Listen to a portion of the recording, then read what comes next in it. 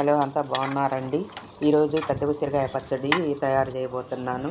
ఇక్కడ నేను 1 కేజీ పెద్ద ఉసిరికాయలు తీసుకున్నానండి. వీటిని శుభ్రంగా కడిగి తుడిసి ఆరబెట్టుకున్నాను. తర్వాత వాటిని కాయల సైజు పెద్దగా ఉంది కాబట్టి 2 ముక్కలుగా చేసుకున్నాను. వీటిని ఒక కళాయిలో తీసుకొని దానిలో ఒక పావు లీటర్ వరకు వేరుశనగ నూనె పోసి మగ్గనిచ్చానండి.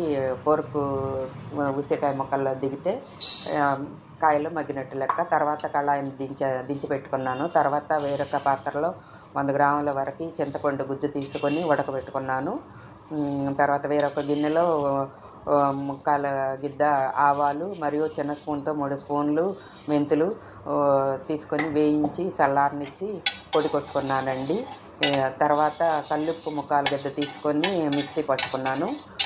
ఒక గిద్దన్నర కారం తీసుకున్నాను. కొద్దిగా పసుపు యాడ్ చేసుకున్నాను. 2 చిన్నుల్లిపాయలు దంచి పెట్టుకున్నానండి.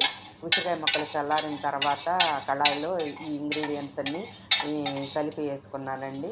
కలిపేసుకొని లాస్ట్‌లో ఒక 100 గ్రాముల వేరుశనగ నూనె మళ్ళీ తీసుకొని తిరగమాత కోసం కొంచెం ఆవాలు మరియు జీలకర్ర కొద్దిగా వెల్లుల్లిపాయ పేస్టు వేసి వేయించి తిరగమాత పెట్టుకున్నానండి.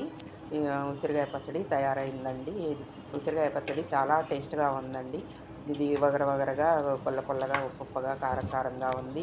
దీనిలో సి విటమిన్ ఎక్కువగా ఉంటది. కాబట్టి మన బాడీలో ఇమ్యూనిటీ పవర్‌ని పెంచుతుందండి. మన కంటి చూపును వృద్ధి చేస్తుంది. జుట్టు పెరుగుదలకు ఉపయోగపడుతుంది. ప్రతిరోజు 2 ముద్దలు